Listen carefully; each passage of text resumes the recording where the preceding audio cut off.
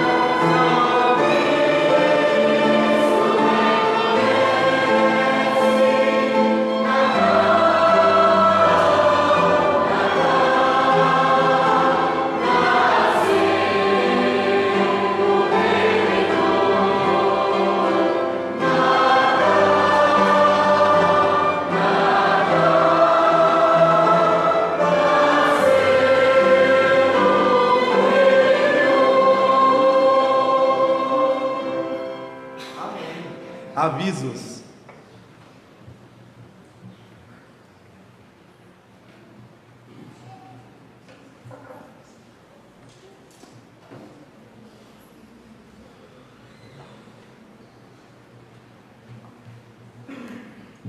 Boa noite a todos.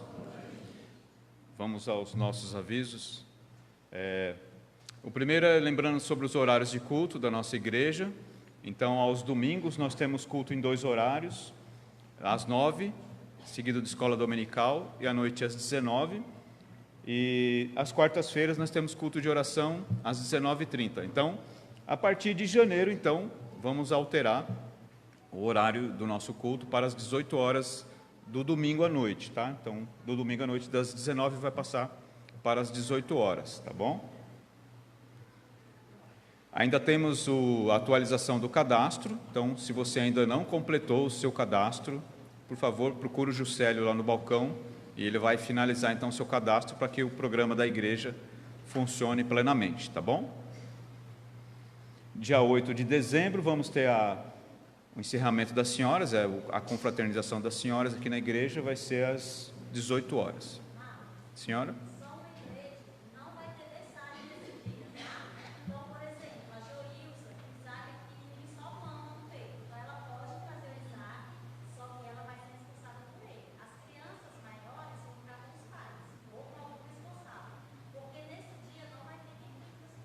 Então, os pais, nesse dia, vai ter que se esforçar em ficar com seus filhos em casa para que a sua esposa possa participar da programação, tá bom? Ou manda para a cunhada, para a sogra, para a avó, manda para alguém, tá? Mas a mãe tem que estar vindo aqui, então você tem que ajudar nesse sentido, tá bom? Todo domingo temos o ensaio do coral às 17 horas. Dia 14 de dezembro vamos ter a confraternização dos jovens, né? Já está combinado com eles. Só relembrando então que nós vamos sair aqui na sexta-feira, dia 14, às 8 da noite, e vamos voltar então no sábado às 5 da tarde, tá? Dia 23 vamos ter a cantata de Natal, então lembrando aos irmãos que estejam convidando então as pessoas para conhecer a história de Natal, que vai ser contada nesse dia e cantada também, tá bom? Dia 31 vamos ter então o culto de ação de graças, como é costume da nossa igreja. É um tempo muito agradável e gostoso, né? De estarmos em comunhão todos os anos aqui, quando a gente termina e inicia um novo ano, né? Então é muito bom estarmos juntos. Então vai começar às 9 da noite, no dia 31 de dezembro. Dia 5 de janeiro vamos ter aquela reunião de planejamento, vai ser então todos os professores, diretorias, né? Devem comparecer para estar fazendo a agenda então da igreja para o próximo ano. E lembrando aos jovens então que do dia 1º até o dia 5 de março é o acampamento que vai ser lá em Curitiba, né? É só para aqueles acima de 13 anos. Se você ainda tem o desejo de ir, não fez a sua inscrição, ainda dá tempo. O valor acho que não é mais esse aqui, mas você pode procurar então o Natan ou eu, e a gente procura informações do Ulisses para te ajudar, tá bom? São esses os nossos avisos. Vamos conhecer se tem alguém visitando a nossa igreja essa noite pela primeira vez. Desse lado aqui, tem alguém pela primeira vez visitando a igreja? Poderia ficar em pé, dizer o seu nome? Obrigado pela sua presença. Pode ficar à vontade. Tem mais alguém desse lado pela primeira vez? Por favor, fique em pé e diga seu nome. Aline, obrigado também pela sua presença. Pode ficar à vontade. Tem mais alguém desse lado? Do meu lado esquerdo, alguém pela primeira vez? Não? Serjão? Então, o Serjão vai vir dar testemunho e vai orar, então, pelas ofertas e os dízimos. Pode vir, Serjão. Qual que é o nome da senhora? Rose, obrigado também, dona Rose. E os seus meninos, os meninos? Qual o nome deles?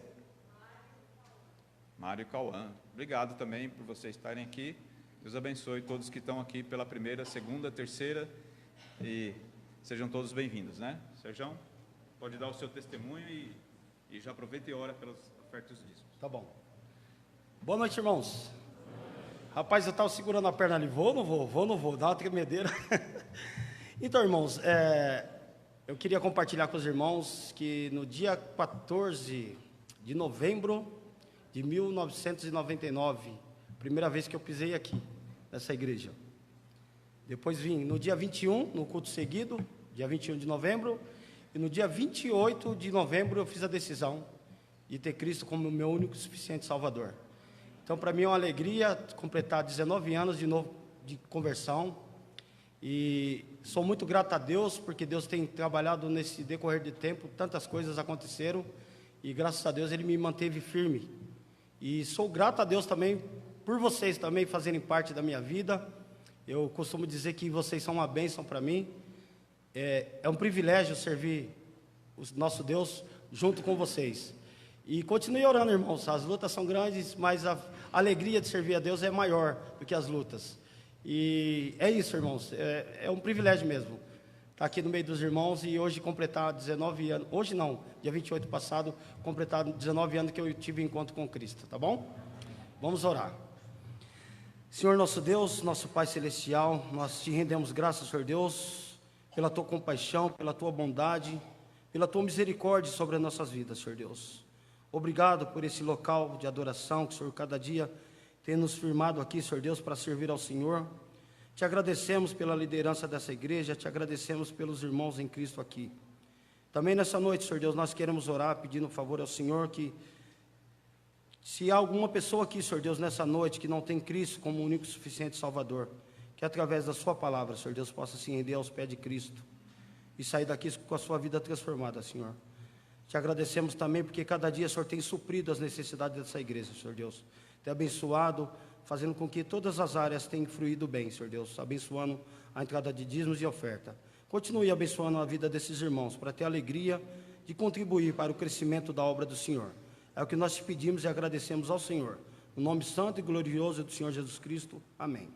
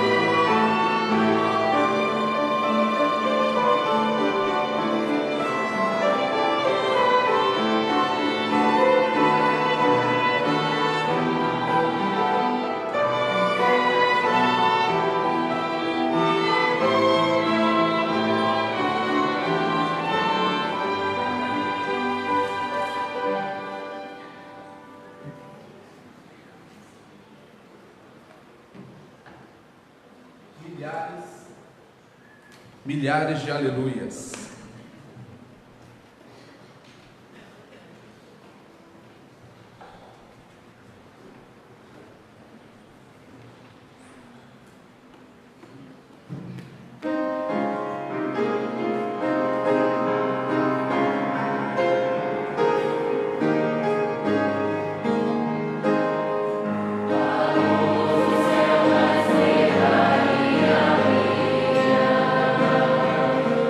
Oh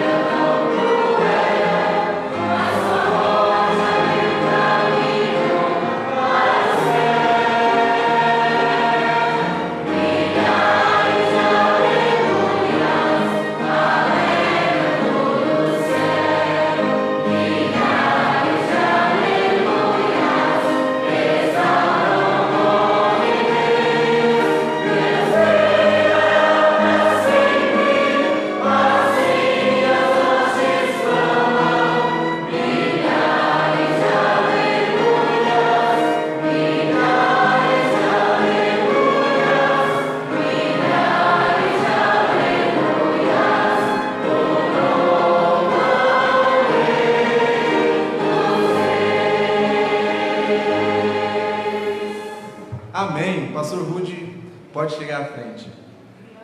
Crianças podem ficar aí.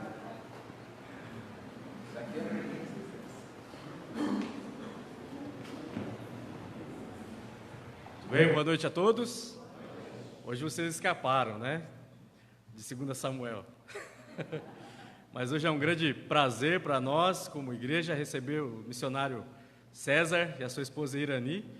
Eles estão trabalhando na Colômbia já há um tempo, já tem um tempo que eles passaram por aqui, pelo menos 6 anos, ele estava comentando.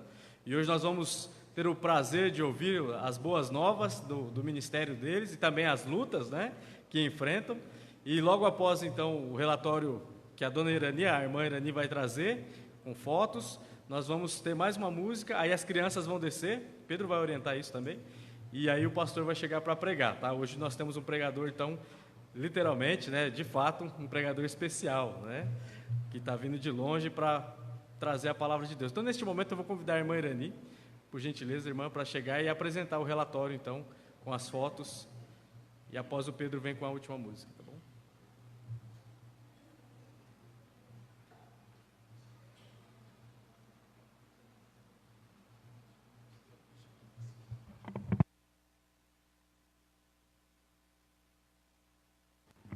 Boa noite. Então, já fazem 6 anos que passamos por aqui. Certamente tem pessoas novas, né? Meu nome é Irani, meu esposo César, depois ele vai se apresentar melhor. Nós estamos trabalhando na fronteira Brasil-Colômbia, bem na fronteirinha mesmo. E nós somos muito agradecidos a Deus e à igreja, vocês, né, os irmãos, por participarem do nosso ministério. Eu não sei se meu esposo vai fazer essa pregação, mas todos trabalhamos em conjunto, né? Uns vão, uns oram, outros contribuem, e todos fazem parte do mesmo ministério. Então, nós somos muito agradecidos a Deus. Então, o que eu vou fazer agora é mostrar algumas fotos, por quê? Para tentar ser mais rápida, né? Porque o meu esposo, por ser colombiano, talvez ele ia demorar um pouquinho mais, por isso eu vou apresentar as fotos, para ser um pouquinho mais rápido, então.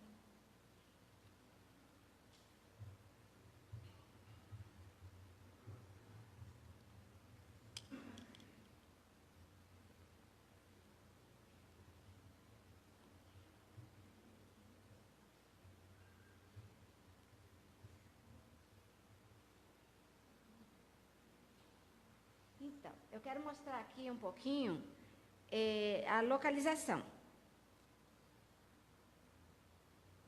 Eu queria voltar um pouquinho, eu vou voltar um pouco. Acho que ele está saltando sozinho.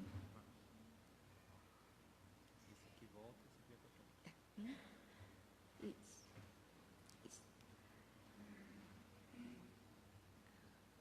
Então, nós estávamos aqui em Tabatinga, quando eu estava solteira, né? E depois de casada, nós viemos aqui, mais ou menos aqui é a fronteira, né? Colômbia, aqui é a Pedreira e Brasil. Então, mostrando melhor aqui, já mais de pertinho, né? Aqui é a Pedreira e o rio Caquetá, esse aqui. Quando ele chega aqui, ele se junta com o rio Apapores, que é esse aqui. E quando ele se junta, ele forma o rio Japurá, que já é aqui na parte brasileira, já é nessa parte brasileira. E essa linha que os irmãos estão vendo aqui é a linha imaginária da fronteira. Então, esse lado do rio aqui é Colômbia, esse lado é Brasil. E aqui é Vila Bittencourt. Então, nós estamos trabalhando nessa região. Trabalhamos 6 anos aqui na Pedreira, e agora morávamos aqui, agora estamos morando aqui na Vila Bittencourt, só que estamos fazendo os 2 trabalhos. Como não tem ninguém na região, então nós fazemos a congregação da Pedreira e aqui a Vila Bittencourt. Meu esposo vai no sábado para a Pedreira, fica sábado, domingo de manhã, retorna para a Vila, e ali o culto à noite, aí quarta-feira, o culto de oração, e as atividades nas escolas. Depois, quando eu mostrar as fotos, eu vou explicar melhor, tá? Então, essa é a Pedreira. O povoado fica assim mesmo, né?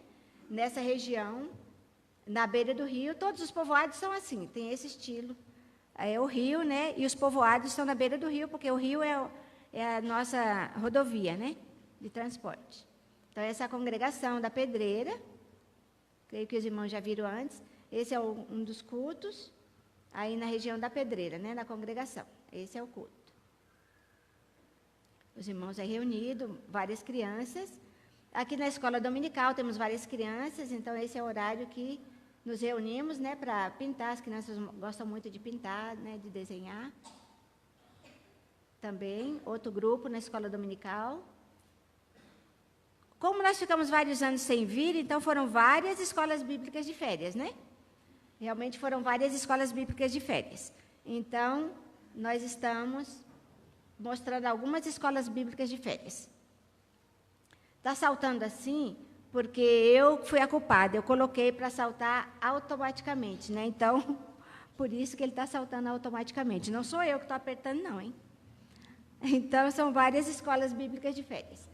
Nessa escola bíblica de férias, deixa eu voltar aqui um pouquinho, foi o tema foi a armadura de Deus, ali. Então, nós fizemos esse bonequinho de madeira, quer dizer, nós fizemos assim, né? Alguém fez, né? E aí, nós usamos como ilustração para fazer a ilustração das histórias. Então, cada dia tínhamos uma partezinha ali nas histórias, ali no Danilo. O Danilo foi o bonequinho que a gente usou e era assim, era bem grandinho. E também fizemos os Danilos pequenininho, né? Que esse aí eram os bonequinhos que cada criança deveria levar para casa. Eles também, cada dia, pintaram por parte, dependendo da história, e eles levaram para casa todo montadinho, com a armadura também, os bonequinhos. Aqui é para mostrar para vocês como eu sofro. A cultura indígena, lá no Amazonas, é assim, as mulheres carregam o peso e os homens vão na frente só levando o facão. Então, as mulheres levam um cesto cheio de coisa assim, com uma coisa na cabeça, e leva a criança, né, aqui, e os maridos vão assim. Então, meu esposo já aprendeu. Olha quem está carregando a madeira. Agora, quanto vocês acham que pesavam essas tábuas? Uns 2 ou 3 quilos. Porque essas foram as tábuas que usamos, que foram usadas para fazer o Danilo, os bonequinhos. É uma madeira que chama bálsamo, que não pesa realmente quase nada. Por isso eu estou carregando. Era só pose isso aí, viu? Então, outra escola bíblica de férias, né, que tinha outro tema.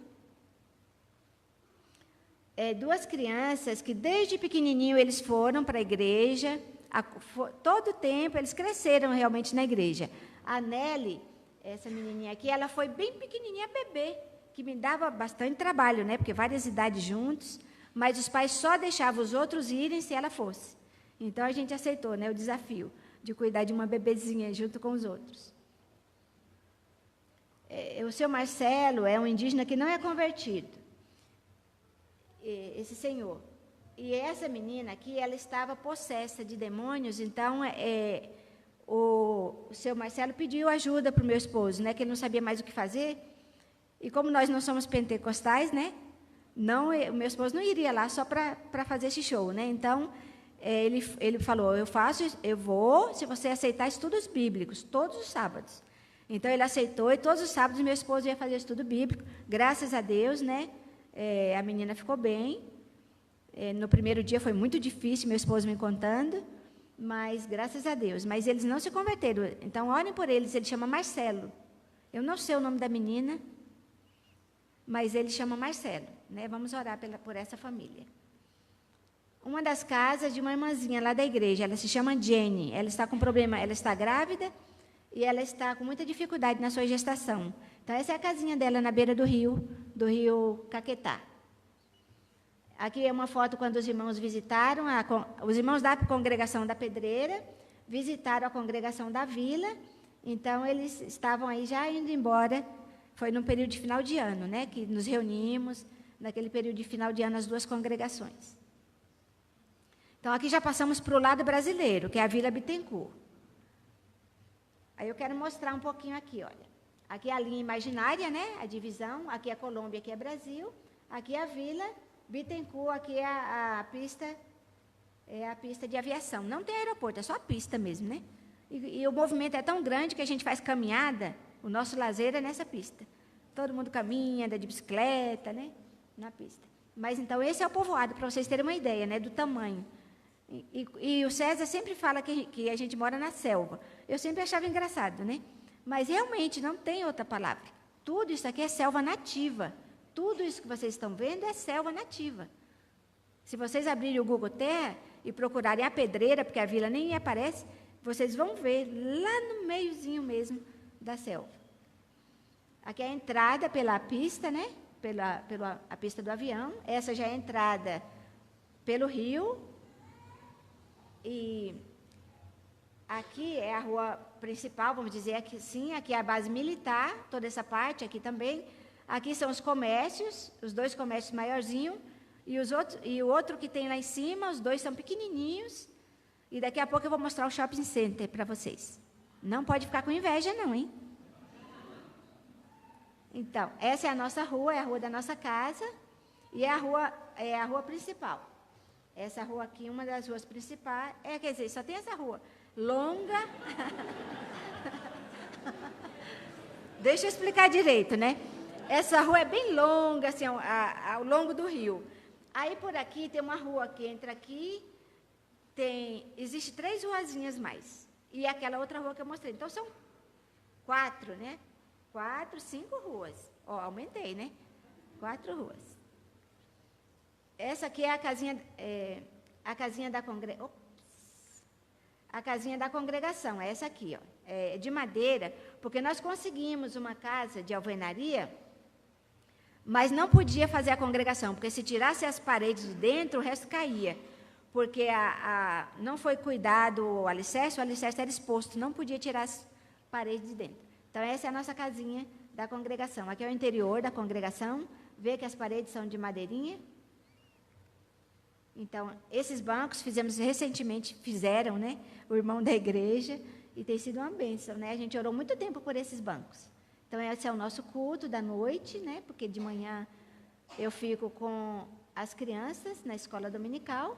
Então, de manhã eu fico aqui, olha, com as crianças, enquanto o César está fazendo a escola dominical na Pedreira. E aqui é a escola dominical, esse dia veio pouquinha criança, não são muitas realmente. Na vila não são muitas crianças. Na Pedreira tem um número bom, né? Mas esse dia veio realmente menos. Esse é um trabalhinho, uma tarefa que eu pedi para eles fazerem. Era a história de Davi, e eu pedi para eles fazerem essa harpa de madeirinha, né? Já aproveitando que lá tem muita madeira, muitas possibilidades, né? Então, aqui já é uma escola bíblica. Como a escola bíblica, nós organizamos só o mesmo tema, cada ano. E fazemos, o mesmo tema para aquele ano. Aí realizamos na Pedreira e realizamos na Vila o mesmo tema. Só que a gente tem que fazer outro material, porque tem que traduzir, né? Um lugar é espanhol e o outro lugar é português. Então, por isso vocês estão vendo o Danilo de novo, né? Porque aí já foi no lado brasileiro, na Vila Bittencourt. Uma vez por semana, o César trabalha com o Exército e ele dá classe bíblica para os militares, né? Então, é uma porta aberta. Então, uma vez por semana, ele trabalha com o Exército. Esse foi um comandante que deu muita oportunidade para o Evangelho, e ele mesmo, como ele não podia ouvir lá na base, ele quis receber estudos bíblicos na casa. Então, ele recebeu muitos estudos bíblicos. Algum dia, Deus há de trabalhar no coração dele, né? Para ele se converter. Essa é a escola municipal, também uma vez por semana, 2 vezes trabalhamos com a escola municipal, aqui, e uma vez com a escola estadual, que vamos mostrar daqui a pouco. Então, essa é a aula na escola municipal, com os meninos maiorzinhos, e trabalhamos também com os menorzinhos. Um ano, basicamente, todos os anos é o mesmo tipo de trabalho, porque lá é um lugar pequenininho. Mas trabalhamos com as escolas, com a base militar e assim por diante. Então, um ano, muitas crianças não cabia na escola, então a gente levava para a congregação. Então, aí é na congregação, mas é a classe bíblica da escola municipal. Aqui já é a escola estadual nova, que a outra estava em decadência, eles construíram uma nova. é bem perto, né? Que lá tudo é pertinho, é quase no fundo da nossa casa. Então, aí já é um grupo de adolescentes. E deixe-me fazer uma pausa aqui e pedir para vocês orarem. Não se esqueçam de orar pelas crianças, pelos adolescentes. Eles não têm base nenhuma, eles não têm direcionamento nas suas casas. Então, eles precisam muito de oração para que Deus tenha misericórdia deles, né? Trabalhe no coração deles, que alguns, né, se não todos, né? O nosso desejo é que fosse todos, né? Se converta ao Senhor. Aqui já foi no desfile de 7 de setembro, agora. A maioria nesse desfile, esse grupo aí, eram todos indígenas. A comunidade indígena tinha muito mais crianças no desfile, porque eles têm a ideia de ter muitos filhos para ganhar muito dinheiro do Bolsa Família, né? Então, eles já não têm controle, mas têm muitos filhos. Porque eles têm acesso, né, à orientação no povoado. Eles moram na comunidade, mas é relativamente perto. Uns 30 minutos ou 40 de pec-pec, por aí, né? Eu acho. Então, esse foi o nosso desfile. Aqui foi as crianças representando Brasil,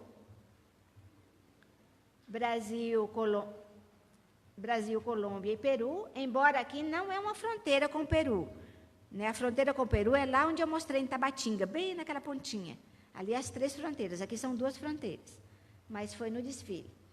Aqui é para mostrar o transporte, né, que o César usa para ir para a Pedreira, todos os finais de semana, ele usa esse barquinho, essa voadeira, né, para ir para a Pedreira. Aqui foi uma das nossas viagens, né, indo para lá. Aqui é uma congregação em Atalaia do Norte, foi um trabalho fundado por um missionário de Fortaleza, e nós estivemos lá, 3 meses atrás, estivemos lá visitando essa congregação, e o César estava fazendo uma atividade aí com as crianças. Então, essa foi a nossa viagem, né? De Benjamin Constant, de Tabatinga a Benjamin Constant. Essas são as voadeiras, que antes não era assim, né? Agora já progrediu bastante. São bem grandes, né? Mais confortáveis. E assim faz essa viagem, é bem grande. Esse é o avião militar, é um avião de carga que nós viajamos para Tabatinga, quando a gente tem oportunidades, né? Muitas vezes a gente tem viajado nele para ir para Tabatinga. É um avião de carga, mas é muito bom. Lá, qualquer coisa que voa para a gente acha bom, né? Porque às vezes é tão difícil sair de lá. Esse é outro avião de carga. Esse, para mim, foi um pouco mais difícil, porque ele é um avião da Segunda Guerra Mundial, é um DC-3. Bom, vocês já sabem que é antigo. A gente faz força com ele para ele levantar do chão. Mas eu nunca ouvi falar que caiu, nenhum. Olha, ele pega fogo, ele para um motor, ele chega com um motor só, ele já chegou sem nenhum motor funcionando. Vocês podem acreditar? O piloto regressou rápido quando o motor parou. Eu não estava nele, não.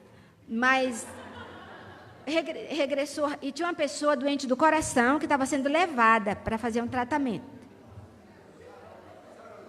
Parou o motor, ele regressou rápido, estava perto, parou o outro motor, e ele ainda conseguiu pousar.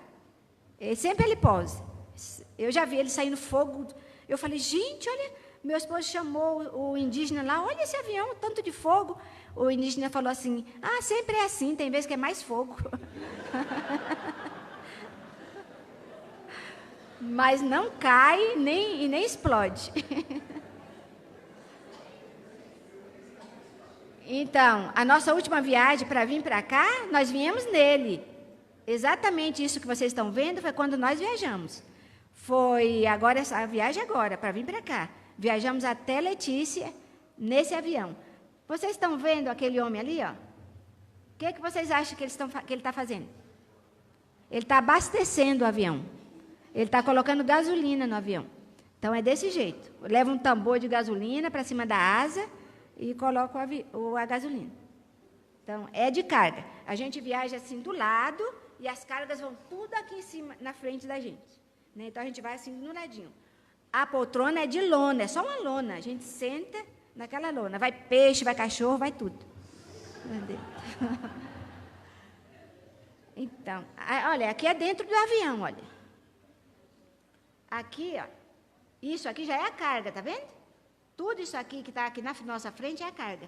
Todos os passageiros estão aqui, ó, nessa linha. Aqui foi os bancos da igreja, quando o César, com 2 irmãos da igreja, estava levando para a pedreira.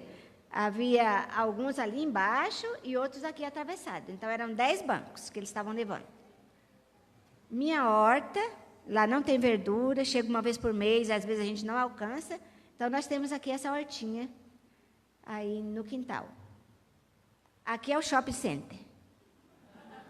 Então, lá na nossa casa, tanto as pessoas pediram, eu não posso contar uma história porque é longa, eu comecei a vender umas coisas, porque a gente levava o sustento para lá, porque lá não tem banco, não tem nada. Então, a gente levava de Tabatinga. Aí a gente guardava na gaveta e usava 6, 8 meses, às vezes até 1 ano. Então, eu falei assim, olha, já que o povo pede tanto para me levar as coisas, porque lá não tem, eu vou pegar o dinheiro do sustento, vou comprar as coisas e vou levar. A gente vai vendendo e vai usando o dinheiro, porque, né, em vez de ficar lá parado, a gente ajuda as pessoas e ajuda a gente e ajuda com aquele dinheiro também outras pessoas que têm necessidade. Então, temos usado, Deus tem abençoado, né? É pequenininho, é 1,5 metro por 2,5. Não é um comércio, é dentro da nossa casa mesmo. Então, quando as pessoas vão, eu atendo e estou normalmente fazendo todo o trabalho, não nos atrapalha em nada. Quando fecha a casa, fechou, né? Se a gente vai para a pedreira, se a gente vai fazer qualquer trabalho, é só fechar a casa. Não é um compromisso comercial, né? Que nós fazemos ali. Galinhas, ovos fresquinhos. Aqui é a nossa casa, né? Essa é a casa que eu falei que não podia tirar as paredes de dentro, porque ela é muito velha. Não é por ser velha, a casa de alvenaria é para durar toda a vida, mas é porque foi mal cuidada, a chuva foi levando a terra de fora, e o alicerce, muito bom, por sinal, o alicerce, mas ficou exposto e a casa foi rachando. Tem umas rachaduras enormes, que precisou mandar colocar ferro, assim, para abraçar a parede, para poder segurar. Então, esse é o irmão Raimundo, da nossa congregação, que está ali arrumando o telhado, ali em cima. Em Bogotá também temos uma igreja que nos apoia lá, uma igreja realmente em 3, né? São 3 igrejas que eles se juntam, mandam uma oferta para a gente, e a gente vai lá também visitar, e a família do meu esposo, né? Que mora lá em Bogotá, que é a capital da Colômbia. Essa foi uma ponte que eu quis mostrar para viajar de Bogotá para Vila Vicêncio. É só abismo, abismo. Pense, abismos altíssimos, né? Porque lá é na cordilheira, né? Então, eu achei incrível a construção dessa ponte. Eles estavam construindo uma ponte para atravessar para lá, não sei para onde. E é muito alta, eu fiquei, né? Mas, infelizmente, essa ponte caiu, esse pedaço. Caiu e matou várias pessoas. Porque realmente era uma coisa do outro mundo mesmo, né? Era uma coisa, eu fiquei assim abismada, e realmente caiu essa ponte. Então, esse é um dos comércios, né? É o segundo comércio maior lá. E desse outro lado aqui tem o outro comércio. Aqui é uma família da nossa igreja, no dia do desfile. Aqui é a nossa colheita de laranja, que lá é novidade. Só a nossa casa tem laranja, já é um milagre, né? Aqui é um senhorzinho, um indígena, que ele ajuda a gente com a esposa a limpar o quintal. Quando está demais, a gente pede para eles virem. Ele é muito velhinho e ele sobe muito alto em qualquer árvore. Seu Lourenço, ore por ele, pela salvação dele. Ele não entende português nem espanhol, ele só entende a língua indígena. Então, o César explica para a esposa explica para ele. O evangelho já ouviu muito, mas o indígena é muito difícil para entender, só a graça de Deus. Então, aqui está, né, seu Lourenço, Raimundo, que é da nossa igreja, né, o Raimundo, ele já é convertido. A Maria e a Dona Estela não são convertidos. E aqui é na hora do almoço. Desde o nascimento do sol até o ocaso, louvado seja o nome do Senhor. Então, nós louvamos ao Senhor pela sua misericórdia, porque Ele tem nos sustentado ali, né? Um versículo que no começo eu acho que saltou, mas é o versículo que eu sempre tenho usado. Fiel é o que vos chama, o qual também o fará. E Deus realmente tem feito maravilhas, né? Ele tem cuidado de nós, tem nos sustentado, tem sido tudo realmente para nós, né? A maneira como Ele tem nos sustentado e nos abençoado ali. Então, muito obrigada.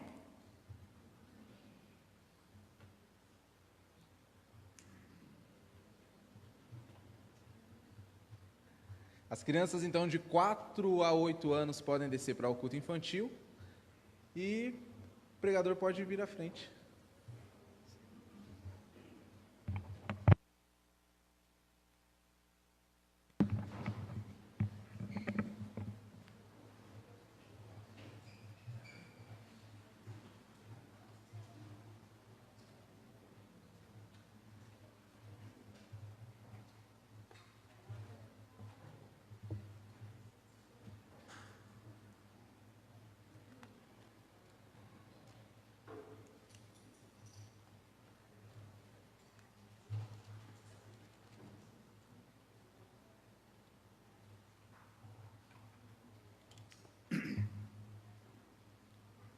Irmãos, boa noite.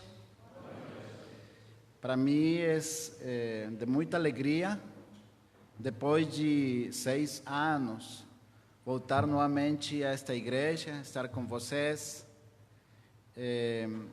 e estar com vocês para agradecer pelo apoio que vocês perseverantemente han manifestado, han dado para nós em nosso ministério, lá em Vila Betancourt e... Oh, que vida boa, obrigado, irmão. Em Vila Betancourt e em La Pedreira. Como já se podem dar conta, meu português é muito ruim, então é necessário que prestem bastante atenção para escutar a mensagem que hoje Deus me permite trazer para cada um de vocês. Como missionário que sou, em realidade eu sempre he sido missionário. Eu levo lá na floresta com 23 anos. O mesmo tempo que minha esposa tem por lá, só que não foi que chegamos os dois lá. Ela chegou a Tabatinga, não, a Benjamin, eu estava em Pedreira e nos encontramos na fronteira. Colômbia e Brasil. Um convite que me fizeram à igreja onde ela trabalhava como missionária e aí conheci a ela, não? E ela me conheceu. E agora, felizmente, levei para Pedreira trabalhar comigo. Irmãos, vamos falar um pouco acerca da obra missionária, da Grande Comissão, que todos nós já conhecemos um pouco. E então vamos ler alguns textos. Vamos ler, por favor, Mateus capítulo 28, versículo 19 até o versículo 20.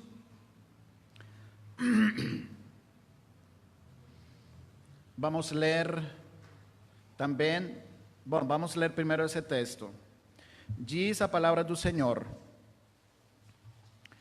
Portanto, ide, fazei discípulos de todas as nações, batizando-os em nome do Pai, e do Filho e do Espírito Santo, ensinando-os a guardar todas as coisas que eu vos tenho mandado, e eis que eu estou convosco todos os dias até a consumação dos séculos. Amém.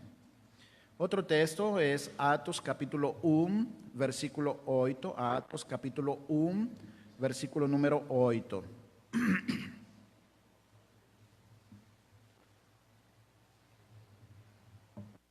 Diz: Mas recebereis a virtude do Espírito Santo, que há de vir sobre vós, e ser-me-eis testemunhas, tanto em Jerusalém, como em toda a Judeia e Samaria, e até os confins da terra. E outro texto está em Mateus capítulo 24, versículo 14. Mateus capítulo 24, versículo 14, que diz: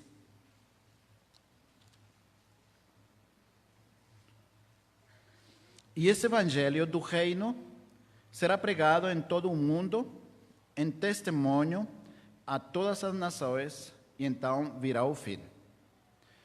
Meus amados irmãos, não existe a menor dúvida de que o evangelho chegará até os confins do mundo. Nada nem ninguém pode frustrar esse plano do Senhor. Nós estamos em um lugar que poderíamos dizer é um dos tantos confins do mundo. Mas quando você chega lá, você se dá conta que não, que ainda há muito espaço mais. Por exemplo, eu falava em outras igrejas com relação a este tema, que nós estamos numa região onde se conhece que existe uma tribo chamada os Caravalhos, dizem eles, Caravalhos. Eles moram num rio que se chama Puré. Eles se aislaram muito tempo, estão nas fotos de pessoas, de índios que levaram para a pedreira há muitos anos, e eles se aislaram e as pessoas que han ido buscar eles não han voltado. Sim? Se fala que eles são canibais, mas difícil não é ir até lá, certo? Mas até lá tem que chegar o Evangelho, porque Deus diz que é até o último da terra. De pronto, algum de vocês seja, não? O missionário que tem que ir por lá. Não? Pode ser, não? Pode ser, não é? Um velhinho em Bogotá, na igreja nossa em Bogotá, me perguntou, era já de muita idade. Quando falei sobre isso, e falou ele, e será que eles gostam de velhinhos? Quando eu falei que eram canibais, entendeu? Que seria que eles gostavam de velhinhos. Foi muito engraçado. Mas o Evangelho tem que chegar lá. Agora, em todo canto do mundo tem que chegar o Evangelho. Não existe, outra vez, a menor possibilidade de que esse plano seja frustrado. Não existe. Mas temos nós, como cristãos, como filhos de Deus, temos nós que lembrar algumas coisas extremamente chaves neste assunto da grande comissão. Primeiro, não esquecer que a salvação é obra 100% de Deus. Esta não é obra dos anjos, nem dos seres humanos, de nenhum ser criado. A salvação é de Deus. No livro de Isaías, capítulo 43, versículo 11, diz o Senhor: eu sou o Senhor, e fora de mim não há Salvador. Primeira carta de Pedro, capítulo 1, versículo 2, onde o apóstolo primeira de Pedro 1, 2, o apóstolo Pedro resume a salvação. Ele fala, vocês querem que eu leia em espanhol? Vou ler em espanhol, a ver que vocês que entendem. Diz, elegidos según la presciencia de Dios Padre, en santificación del Espíritu, para obedecer y ser rociados con la sangre de Jesucristo, gracia y paz os sean multiplicadas. Deus Pai escolheu um povo para morar com Ele eternamente. Esta é uma verdade bem definida na Bíblia. Deus tem um povo, Deus amou um povo eternamente. Deus Pai. Deus Espírito Santo separa ou santifica a esse povo que Deus escolheu. E Deus Filho, o nosso Senhor Jesus Cristo, com seu sangue precioso, lava, limpa, purifica aqueles que o Pai escolheu e que o Espírito Santo separou ou santificou. A obra é de Deus. A obra não é de um missionário. A obra é totalmente de Deus. Agora, se a obra de salvação é de Deus, então outra coisa que nós não devemos esquecer no assunto da grande comissão é que o objetivo da evangelização do mundo, até os confins do mundo, o objetivo é a glória de Deus.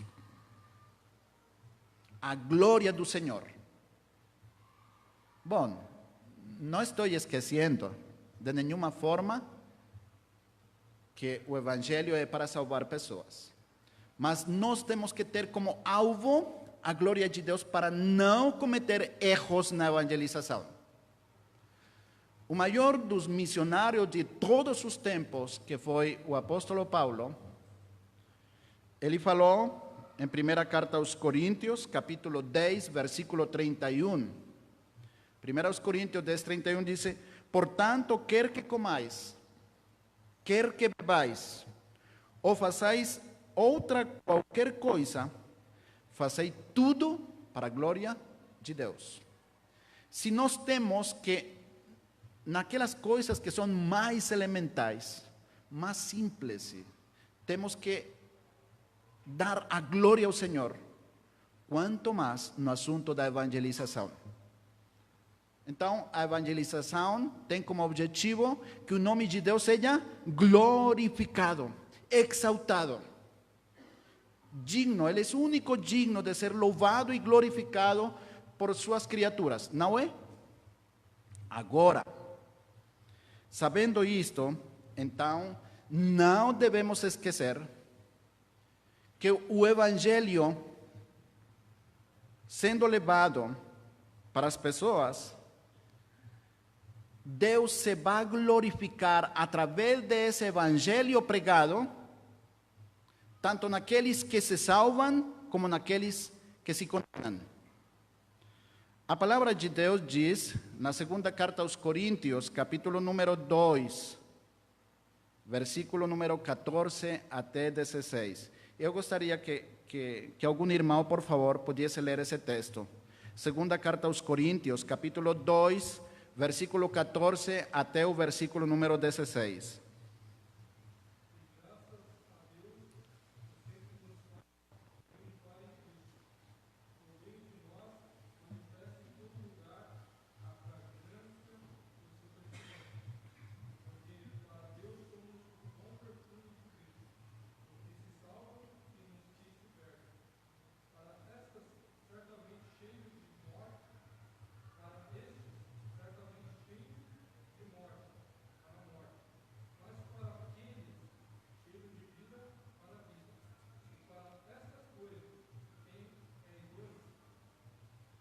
Obrigado, irmão.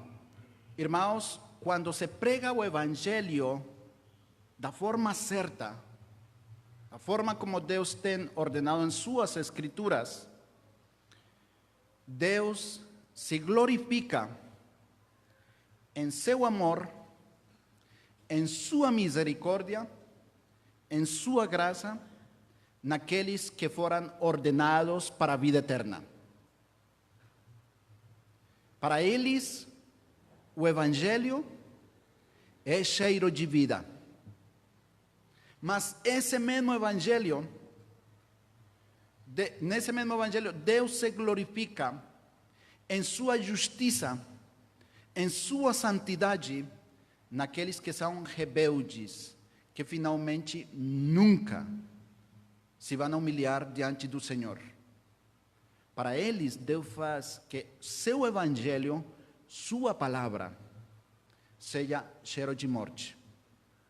Por isso, se você tem que ir ao campo missionário, ou tem que pregar na rua, onde você queira, se a pessoa não se converte, você não está perdendo o seu trabalho. Será que sim? Vocês têm que lembrar a história bíblica. Por exemplo, Jeremias. Jeremias, podemos dizer que ele foi um mau servo do Senhor? Ou foi um excelente servo do Senhor? Excelente. Ele pregou da forma certa. Agora pergunto, quantos se converteram? Mas perdeu seu trabalho? Não.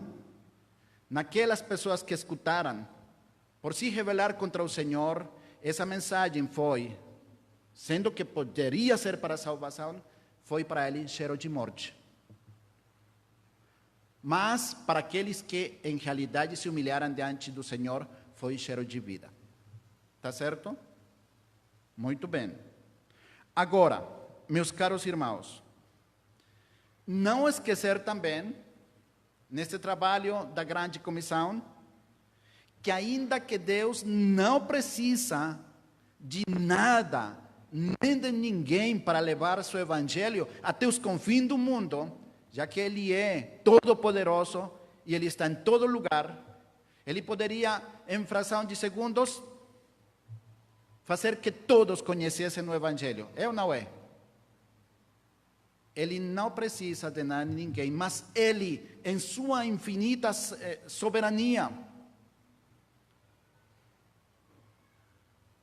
teve prazer, poderíamos dizer, teve prazer em dar para a igreja esse privilégio, porém também essa responsabilidade de anunciar em todo canto as virtudes dele à sua igreja, a seu povo, a todos aqueles que ele resgata das trevas, a todos aqueles que ele chama do mundo, a todos aqueles que ele dá nova vida, faz nascer de novo e converte a eles em seus sacerdotes reais.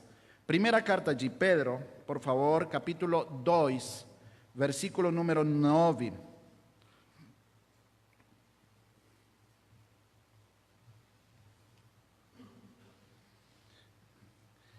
Eu vou ler em espanhol. Diz assim: mas vosotros sois linaje escogido, real sacerdocio, nación santa, pueblo adquirido por Dios, para que anunciéis las virtudes de aquel que os llamó de las tinieblas a su luz admirable. A responsabilidade e o privilégio Deus não deu a empresas do mundo, a empresas para-eclesiásticas, poderíamos dizer assim, sino a seu povo, a sua igreja, a cada membro de seu povo. Está certo? Agora, também devemos lembrar que Deus, para essa campanha, chamemos assim, para essa grande comissão, organizou sua igreja como um exército. Vocês, quando leem a Bíblia, vocês encontram que fala assim, os esquadrões do Deus vivente, não é? O Deus dos exércitos, certo? Encontramos ou não encontramos isso? Pois, quero que pensem nisto. Assim como quando um jovem entra a prestar seu serviço militar, esse jovem, a vida dele muda radicalmente, 180 graus, certo? Muda. Tiram dele as vestes civis, colocam uma farda, arrumam seu cabelo de forma diferente. Por exemplo, na Colômbia dizem assim: esqueça mãe, pai, irmãos, namorada, todo. A vida é totalmente mudada. Ensinam a ele a marchar, uma disciplina, uma ordem diferente. Já não pode estar como no mundo, vivendo assim como se nada. Ensinam a ele as doutrinas próprias do exército, dando como objetivo conhecer para ele a soberania nacional, para defender a nação. E dão também para ele que um fuzil, ensinam a ele a disparar. Pois como nós também, quando nós somos chamados do mundo, das trevas, nossa vida muda radicalmente. Aquele que está em Cristo, que diz a Bíblia, nova criatura é. As coisas velhas passaram, agora todas são feitas novas. E Deus, por meio de seu Santo Espírito, através das Escrituras, capacita a esse novo soldado de Jesus Cristo. Ensina ele a marchar. Dá para ele as doutrinas básicas fundamentais do cristianismo e ensina ele também a disparar com a arma que se chama a palavra de Deus. E dá uma nova vestidura, a armadura de Cristo. Não é?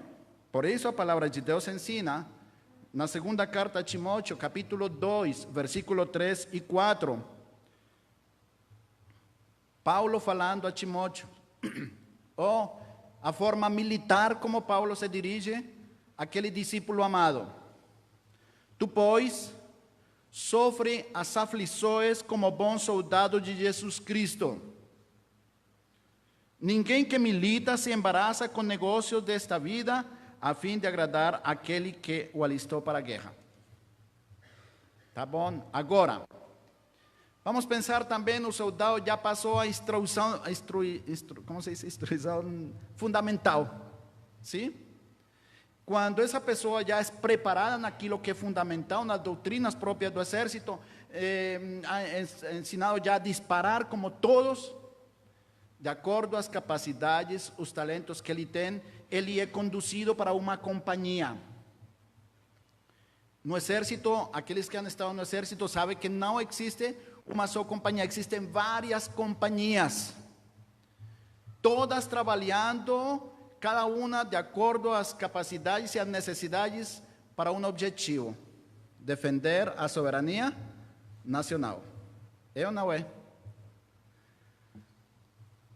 Nós também, desde o momento em que fomos chamados, Deus a cada um de seus filhos dotou com dons do Espírito Santo. Mínimo um. E para quê? Com que objetivo? Para servir no corpo de Cristo, para encher o mundo do conhecimento do Senhor. Primeira carta aos Coríntios, capítulo 12, versículo 7. Vou ler em espanhol, tá? Diz: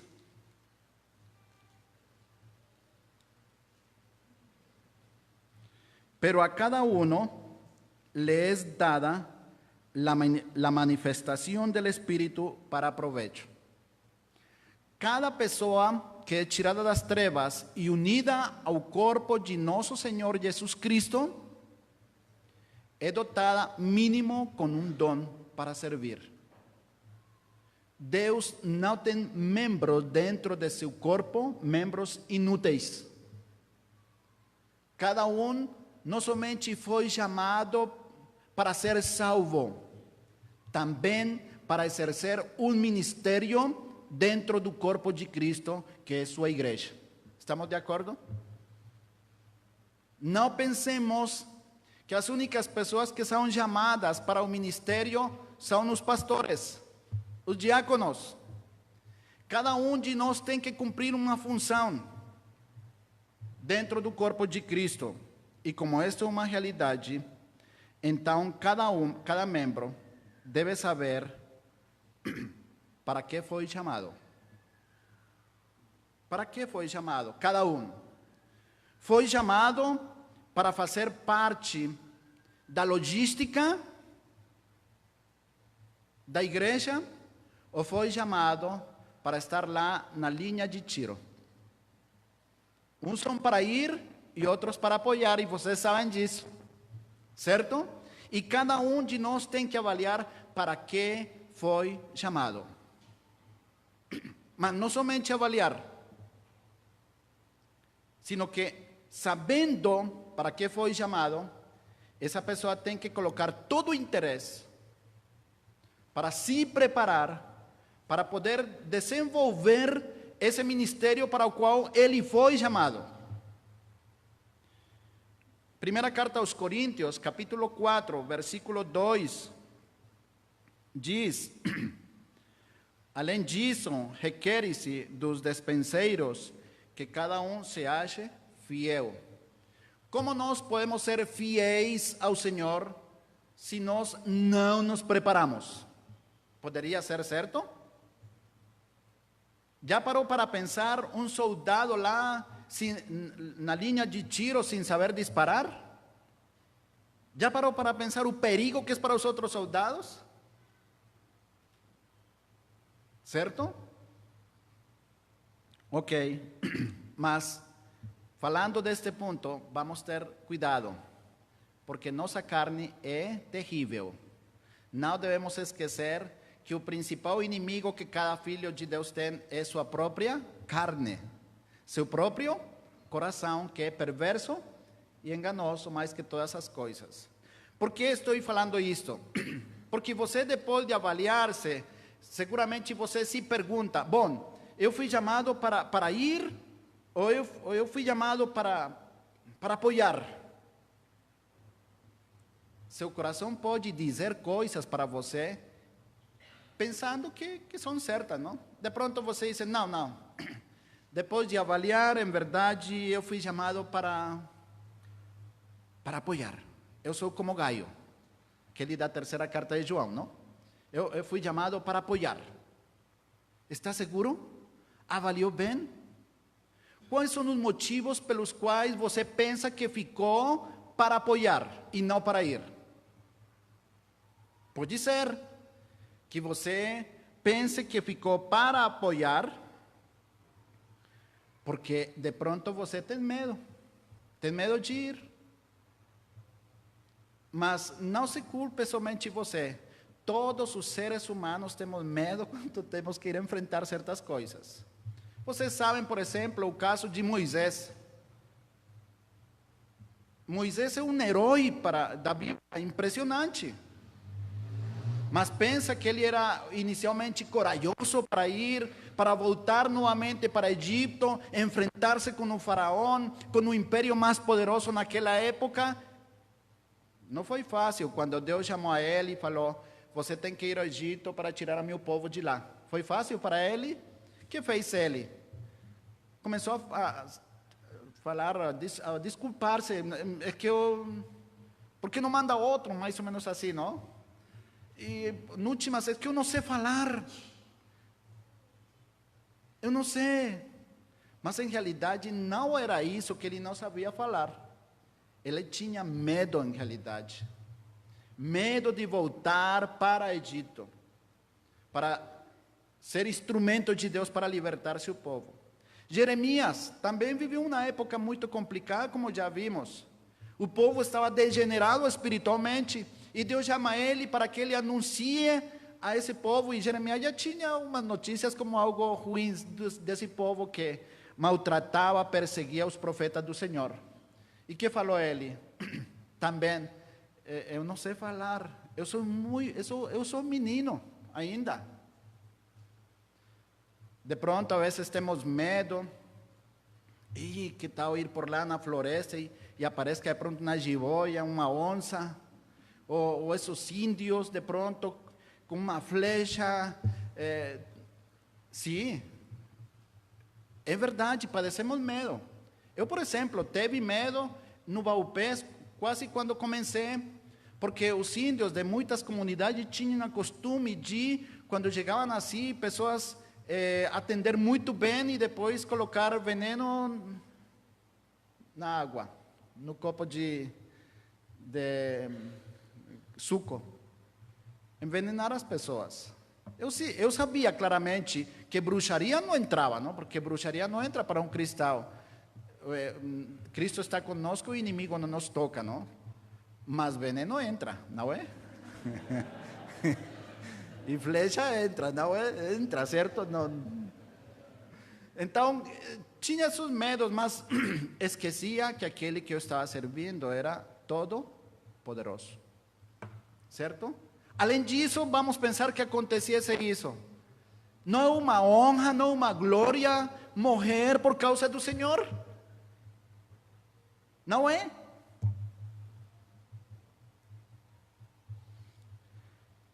Outro motivo, pelo qual muitos pensam que de pronto é para apoiar. Pode ser, porque claro, aqui tem luz 24 horas. Por lá, alguns povoados têm luz 24 horas, mas quando minha pobre esposa chegou à Pedreira, não tinha um pingo de luz. Nada. E nada é nada. Sim? Internet, nem pensar, se não havia luz. Certo? Não havia nada. A casa era conhecida, a casa que nós chegamos, era conhecida como a casa das caranguejeiras, essas aranhas gigantes. Tinha morcegos por todo canto, os morcegos faziam curso de aviação pelas janelas, entravam nas cobras, etc, etc. Então, muitas pessoas não querem ir por não perder seu conforto, suas comodidades. Sério, não é verdade?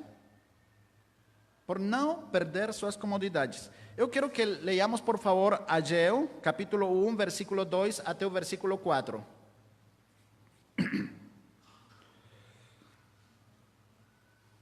Ageu, capítulo 1, perdão, versículo 2 até o versículo 4. Diz: assim fala o Senhor dos Exércitos, dizendo: esse povo diz, não veio ainda o tempo em que a casa do Senhor deve ser edificada. Veio, pois, a palavra do Senhor por intermédio do profeta Ageu, dizendo: porventura é para vós tempo de habitardes nas vossas casas forradas, enquanto esta casa fica deserta? Pode ser que isso esteja passando. Estamos pensando somente em nós, e não na edificação do corpo de Cristo. E já sabemos que por lá existem pessoas que Deus ha escolhido, que ainda Deus não ha chamado. É necessário que eles escutem para ser aderidos ao corpo de Cristo, para a edificação do corpo de Cristo, que é a igreja, não é? Que é o templo do Deus vivente. É certo ou não é certo? Então, temos que avaliar, não seja que nós não queramos ir por não perder comodidades, por não sair de nosso conforto. Que tal legal, certo? Ir por lá, remar, aqui um carrinho, legal. Temos que meditar e avaliar bem, irmãos, para não ofender ao Senhor e não trazer disciplina innecessária sobre nós. Bom, mas tá bom, tá certo, mas eu sim acredito que sou daqueles que foi chamado para ir lá na linha de tiro, para ir na frente de combate. Também tem que avaliar, porque esse desejo também pode ser carnal. Por quê? Porque estou falando isto. Pode ser porque você gosta da aventura. Você gosta de esportes radicais, alpinismo, etc, etc, sim? Pode ser. Então, diz, eu fui chamado para isso porque eu gosto da aventura. Esse não é o objetivo de ir evangelizar, passar aventuras. A minha esposa não gosta dos esportes radicais. Tampouco ela, não é que eu vou falar mal dela, mas ela não é nada corajosa. Qualquer bicho, pá, dispara, sim? Mas está lá, viu? Mas também pode ser outro motivo. Eu fui chamado para ir. Mas pode ser que o motivo seja porque você está cobiçando a glória dos homens. Como assim? Que é isso? De pronto você leu a história de Hudson Taylor, não é? Aquele missionário herói lá na China, certo? De John Patton, que estuvo em umas ilhas ilhas Hébridas, onde as pessoas comiam pessoas, e foi um herói hoje em dia. William Carey, etc. Então, como todo mundo, como eles são como íconos para a igreja, eles são como aquelas pessoas de tomar como exemplo, e que todo mundo, em realidade, honra pelo trabalho que eles fizeram. É muito provável que as pessoas queiram ir ao campo missionário, precisamente para que quando ele chegue de por lá, chegou um missionário da floresta, para que todo mundo, bravo, este sim é um herói. Pode estar acontecendo também isso, e seguramente muitos missionários estão com esse interesse de ser honrados pelos homens, e não porque em verdade amem ao Senhor e queiram em verdade que o nome de Deus seja glorificado em todo canto. Só para colocar um exemplo, eu fui militar. E como militar, então, todos os militares gostam das honras. Isso sim, aquele que... ¿Por qué as pessoas entram no exército? E pior se é para mandar. Para que todo mundo... E em Colômbia é pior, que dizem, meu tenente. Então, isso é quase que um dono, um amo dos soldados. Sim? Então, a honra. Quando eu estava na contra-guerrilha, eu pensava assim, se a guerrilha, por exemplo, sai nos atacar, que era muito comum, então vamos pensar que eles jogavam uma granada, onde estavam meus colegas. Eu então pensava, eu me vou jogar acima da granada para que me mate a mim, não mate os outros colegas. Herói? Herói, não é? Para os outros, mas eu tinha outros pensamentos. Eu havia já visto pela televisão os funerais dos militares colombianos. Muito lindos. Então eu via como, por exemplo, passavam na caixa com a bandeira da Colômbia em cima e todo mundo ficava firme em frente à caixa e sonavam essas trombetas e isso que arrepiava todo mundo. E eu pensava, a glória dos homens. Como eu não conhecia o Evangelho, então eu pensava, eu vou estar olhando de lá de acima, não? Olhando para eles como choram por mim, como me honram, como me glorificam. Isso que acontecia no mundo pode estar acontecendo com missionários, buscando a glória dos homens, ser como Ananias e Safira. Vocês lembram o que passou com Ananias e Safira, não é? Antes, eles escutaram que Barnabé vendeu uma propriedade e entregou para que os apóstolos distribuíssem dentro da igreja que passavam necessidades. E que passou? Todos honravam a Barnabé. Mas estavam Ananias e Safira e eles cobiçaram também a mesma coisa, cobiçaram a glória. Não, Barnabé não, mas eles sim. Mas como eram cobiçosos, não entregaram todo, não? Mas falaram que haviam entregado todo. E em que terminou essa busca da glória dos homens? Em morte. Está certo? Mas também pode ser, meus caros irmãos, que a pessoa queira ir ser missionário porque a pessoa não tem trabalho, tem necessidades econômicas, etc, etc. Então, como é escutado que as igrejas apoiam os missionários economicamente, então queira ir por dinheiro. É muito triste, mas pode estar acontecendo também. Irmãos, os missionários temos que ir porque é o chamado de Deus, independente se a igreja apoie ou não. O missionário não tem que estar esperando e pensando quanto vai a dar a igreja. Nós temos um sustentador, nossa porção que se chama Deus, e Deus pode usar a igreja, pode usar a quem Ele queira. Mas ir por estes propósitos é algo vil, algo que ofende ao Senhor.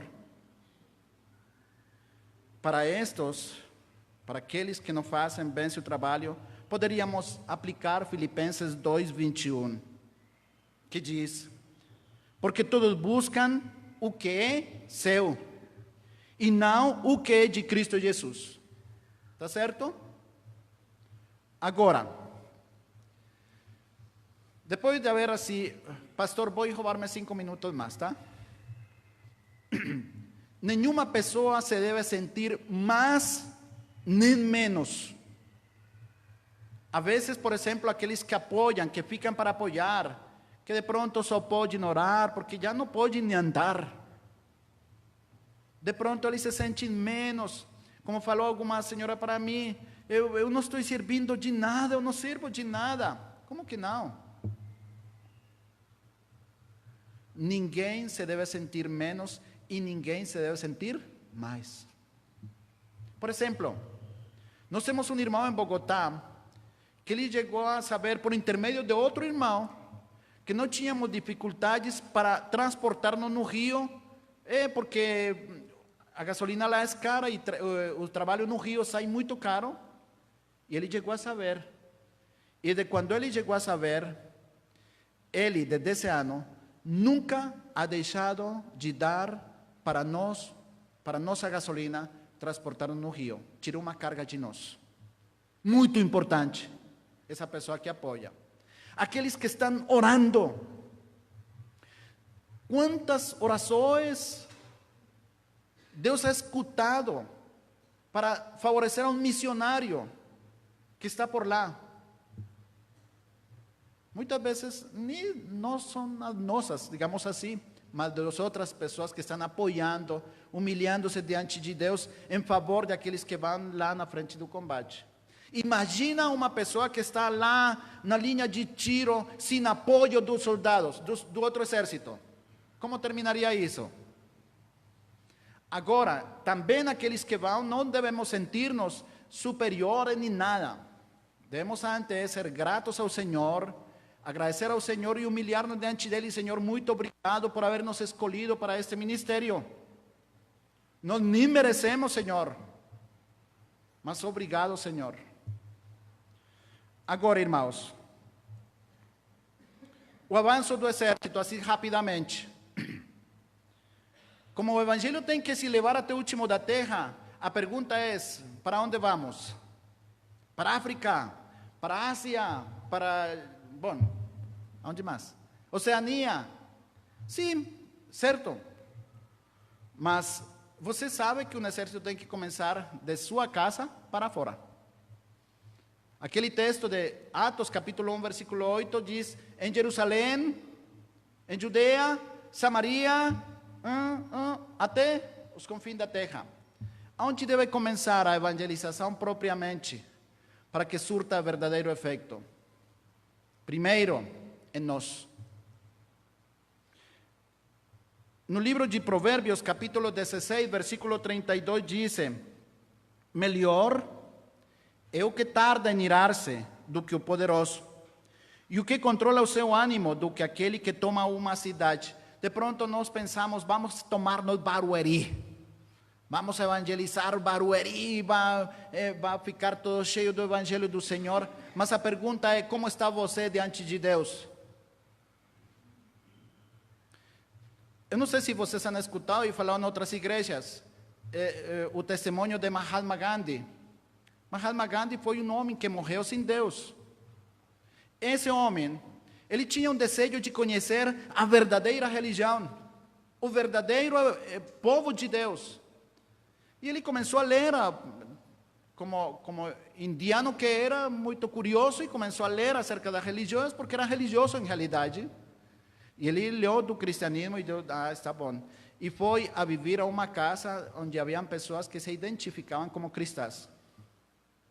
Só que quando ele começou a viver aí nessa casa, ele viu que o esposo não respeitava a esposa, que a esposa não se sujeitava a seu esposo, que os pais não disciplinavam a seus filhos, não corrigiam, não instruíam, que seus filhos não obedeciam a seus pais, mas o dia domingo se arrumavam todos bem bonitinhos para ir para a igreja e lá pareciam santinhos. Sabe o que falou? A religião cristã pode ser boa, mas é igual a outras. Um mau testemunho. Podemos seguir então em nossa casa, trabalhar em nossa casa. Quando Deus fala sobre a provisão para a casa, na primeira carta de Timóteo, capítulo 5, versículo 8, quando fala sobre o sustento físico, chamemos assim, diz: mas se alguém não tem cuidado dos seus, e principalmente dos da sua família, negou a fé, e é pior do que o infiel. Temos que preocupar-nos por nossa família. É certo que esta é questão de sustento, mas não é mais importante a palavra de Deus que o sustento físico. Temos que avaliar bem como estamos nós trabalhando em nossos lares. Queremos de pronto que outros conheçam a Deus, mas nossos filhos são incrédulos. Nossa casa tem que ser evangelizada. E não esperemos que sejam outros os que façam esse trabalho. Você lê a Bíblia e vê que essa é a responsabilidade do pai de família, não é? Agora, seguir, agora sim, pelo quarteirão, pelo bairro, pela cidade, aquela cidadezinha onde você de pronto um dia saiu e vai de vez em quando a férias. Que bom, não? Lembram quando Deus, nosso Senhor Jesus Cristo, libertou aquele gadareno que tinha qualquer quantidade de demônios? E aquele homem pensou seguir a Jesus. Qual foi as palavras de Jesus? Vai para a tua casa, para a tua cidade e prega para eles. Meus irmãos, para terminar, quero fazer umas perguntas e quero que você medite profundamente nessas perguntas que, como servo de Deus, pensei para cada um de nós. Primeira pergunta: você em realidade pertence ao corpo de Cristo? E sabe por que estou falando isso? Porque dentro de muitas igrejas existem muitas pessoas que estão aí anos e nunca se han convertido. Só escutam, ven, até cantam, leem a Bíblia, oram, mas não han nascido de novo. Então, você tem que se cerciorar, porque se existe coisa mais triste que você morra sem conhecer ao Senhor, seria melhor não haver nascido. Porque o que lhe espera é o lago de fogo, e você é mais culpado que aquele que nunca escutado, porque você escutou, mas seu pecado, preferiu seu pecado antes que a Cristo Senhor. Segunda pergunta: se você em verdade pertence ao corpo de Cristo, já avaliou qual é seu dom para executar um ministério dentro da igreja? Já avaliou? Já pensou? Terceira pergunta: tem se preparado conscientemente na função para o qual foi chamado? Agora a última. Lembram que falei que a evangelização tem como objetivo a glória de Deus? Agora vem a pergunta final. Se você já pertence ao corpo de Cristo, você já se avaliou, já sabe qual é o seu ministério, você está desenvolvendo esse ministério, então vem essa pergunta: tem lutado contra seu coração adâmico para exercer seu ministério com o único propósito de que Deus seja glorificado?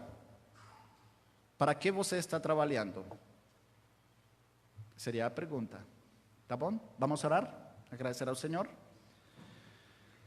Senhor y Dios Todopoderoso, Creador del cielo y de la tierra, alabado y bendito sea tu glorioso nombre. Te damos muchas gracias por el privilegio que tú nos das de poder reflexionar, pensar, meditar en esta obra magna de llevar tu evangelio hasta los confines del mundo, hasta lo último de la tierra. Señor, no conozco el corazón de ninguno de los que están aquí presentes, pero eso no es lo importante. Lo importante es que tú conoces a cada uno. Por eso yo te ruego, Señor, que si aquí en este lugar hay personas que aún no han nacido de nuevo, que aún no han sido llevadas al conocimiento de nuestro Señor y Salvador Jesucristo, oh mi Señor, te ruego que tengas misericordia, que tengas piedad, que hoy, por tu gracia, los rescates de las tinieblas, los pases de muerte a vida, envíes tu Espíritu Santo a través de tu palabra, les quites ese espíritu muerto, les des un corazón nuevo, un espíritu nuevo, una vida nueva, coloques en sus corazones tu fe para que ellos puedan creer que Jesucristo lo hizo absolutamente todo por ellos. Produce un genuino y verdadero arrepentimiento y conversión en ellos, para que se humillen delante de tu presencia y sometan de manera incondicional sus vidas, clamando por perdón, por limpieza, por olvido de sus pecados. Por favor, Señor, te lo ruego. Y para aquellos que ya han tenido el privilegio de haber sido unidos a Cristo, ser ramas vivas, oh mi Señor, te ruego que cada día los fortalezcas y los ayudes en el ministerio para el cual cada uno fue llamado.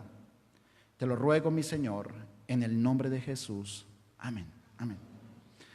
Amados irmãos, muito obrigado. Deus abençoe a cada um de vocês.